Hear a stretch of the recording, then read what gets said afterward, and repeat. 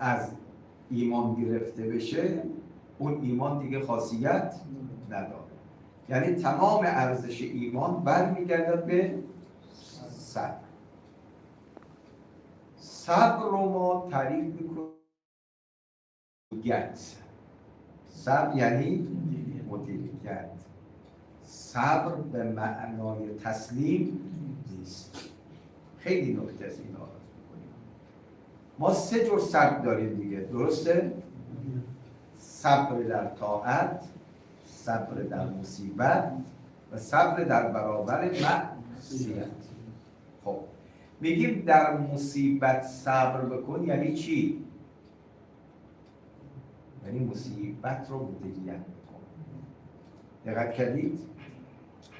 صبر رو در برابر مصیبت یعنی مصیبت رو مدیریت. چطور من مصیبت رو مدیریت بکنم؟ یعنی بیاد این مصیبت رو قشنگ تحلیل بکن برای خودت. وقتی تعریف کردی در برابر این مصیبت تحمل می‌کنی، جزع و فزع نمی‌کنی. اما اگر صبر به معنای مدیریت نباشد، انسان در برابر مصیبت جزع و فزع می‌کند، ناسپاسی از خدا می‌کند. لذا قرآن انسان‌هایی که مصیبت رو مدیریت می‌کنند، بله، میگه الذین اذا اصابتهم مصیبه قالوا انا لله و انا الیه راجعون. اصلا مصیبت رو نابودی نمیدونه، بله، بلکه میگه برگشت به اصله. لذا ما رأیت الا جمیلا همش میشه، ما رأیت الا جمیلا میشه، یعنی مدیریت درست مصیبت. اما کسی که اهل صبر به معنای مدیریت درست مصیبت نباشه، شروع میکنه به شکوه کردن، به جزع و فزع کردن. عزیز رو درست مدیریت میکنه، بگه این عزیز از بین نرفته، ولی سفری کرد از نشعه‌ای به نشعه دیگر، من هم دیر یا زود به او ملحق میشم. انا لله. اما اگر کسی اهل صبر نباشد، بله، اینجور مدیریت نمیکنه. هر دوتا عزیز از دست دادن، اما یک ثواب میبره، اجر و پاداش میبره، اما اونی که بی‌طاقتی میکنه، جزع و فزع میکنه، از این پاداش محروم میشه. امروز یک جمله دیدم خیلی برام زیبا بوده. صبر می‌کنه یا انفعال؟ صبر فعال، صبر انفعالی.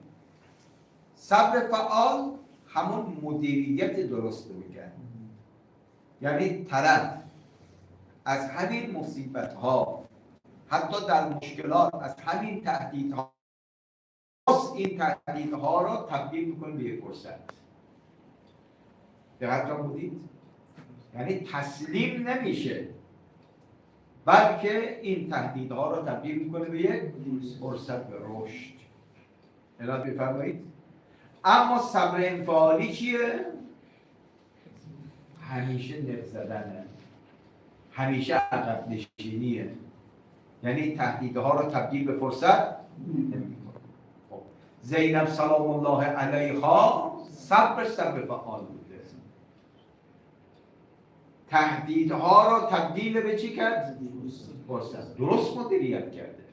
بله، 2 تا پسر از دست داد، سخته. چند تا برادر از دست داد، سخته. چندین برادرزاده از، همه اینا چیه؟ سخته. اما چنان اومد صبر فعال از خودش نشون داد، درست این مصیبت ها رو چه کرده؟ مدیریت کرد. آیا از این صبر فعال نتیجه گرفت یا نگرفت؟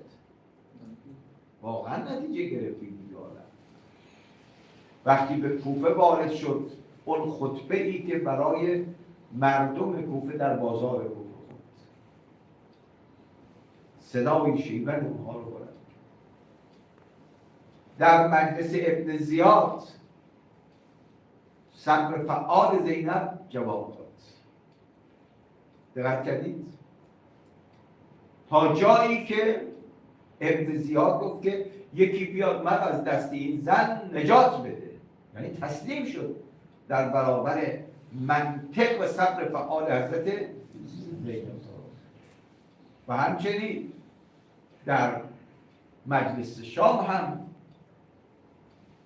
خیلی قشنگ گفت یا یزید که کیدک، هر چی در بساط داری انجام بده، بله مکر و حیله جو بکار بده، اما اینکه ما رو بخوای تسلیم بکنی، ما تسلیم شدنی نیستیم. میشه صبر فعال. اصلا استیضاح کرد زینب سلام الله علیها یزید خب به عنوان اسیر رفتن ولی پیروز برگشتن. پیروزی حادثه کربلا یک بخش مهمش رهین صبر فعال زینب کبری سلام الله علیها است. درست شد؟ اما گاهی وقتی صبر چیه؟ فعالیه در برابر کمترین مشکلات خودش رو وامیده. خب این صبر فعال رهین چیه؟ ثمره چیه؟ صبر فعال رهین اعتقاد و یقینه. دقت فرمودید؟ یعنی انسان به یک مبدعی ایمان داشته باشه، باید یقین داشته باشه. دو، برای ثمرهش بصیرته، یعنی بعد از ایمان باید بصیرت هم باشه. سوم شجاعته، یعنی آدم نباید برسه. علی علیه السلام در برای اوصاف این افراد میگه از من خالق فی انفسهم صبر ما دونه فی اعینهم. افرادی که صبر فعال دارن فقط یک وجود مقدس براشون بزرگه، او خداست. اما صبر ما دونه، اما غیر از خدا هر که باشه در برابر چشمشون کوچیکه. به یزید و شأن خطاب انی از تسخرن نکرد. خیلی حرفه. من تو رو کوچکتر از اون میدانم که بخوام با تو هم کلام بشم. کی داره این حرفو میزنه؟ زینبی که به ظاهر عزیزه، اما میگه من تو رو کوچکتر از این میبینم که با تو هم سخن بشم. خب این صبر فعال نشأت گرفته از چیه؟ ایمان بزرگ حضرت، بله بصیرت حضرت زینب و شجاعت حضرت زینب سلام الله علیها. این صبر در برابر مصیبت، یعنی مصیبت زینب رو منفعل نکرد، بلکه این مصیبت ها زینب رو فعال کرد. زینب در جا نزد، بلکه این مصیبت ها زینب رو به حرکت واداشت. حرکت از کربلا به کوفه، از کوفه به شام و پیروزمندانه برگشت. پس این یه درسی ما از وجود حضرت زینب کبری سلام الله علیها باید ببینیم که در برابر مصیبت ها تسلیم نشیم. مصیبت ها ما رو متوقف نکنه، بلکه این مصیبت ها نردبان ترقی ما باید بشه، نردبان ترقی ما. اما زینب سلام الله علیها یه صبر دیگر هم داشت، صبر در طاعت، ولی صبر در طاعت پروردگار. در طول این مسیر شما یک چیزی از زینب نمیبینید که بوی شکوه داشته باشد و بخواد از وظیفه و تکلیف خودش کوتاهی بکنه. نه، اون چرا که طاعت تشخیص داد، اطاعت خدا رو انجام. امام حسین سلام الله علیه شب عاشورا رو مهلت گرفت برای چی؟ 1 نماز، 2 قرآن، 3 دعا. چرا؟